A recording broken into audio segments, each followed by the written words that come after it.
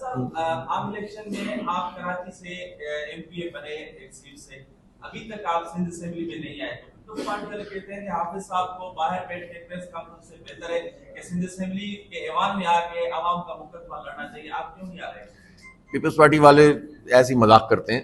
اس لیے کہ Peoples party والوں نے ایم کیو ایم کے ساتھ مل کر کراچی کے سارے مینڈیٹ پہ قبضہ کیا ہوا ہے، چاہے میئرشپ پہ بھی اور باقی سیٹوں پہ بھی۔ بات یہ ہے کہ میری پوزیشن تو بہت واضح، یہیں بیٹھ کے میں نے پریس کانفرنس کی تھی اور میں نے بتایا تھا کہ چونکہ نمبرز نہیں ہیں اس لیے ہم سیٹ اویل نہیں کریں گے، ابھی ان کا کام ہے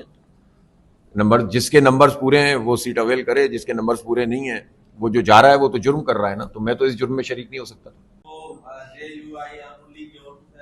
یہ بے اعتمادی کب لا رہے ہیں، کیسے آئے گی، اس کا کوئی ہے؟ وہ میں نے عرض کیا نا کہ ہم ان سے بھی بات کریں گے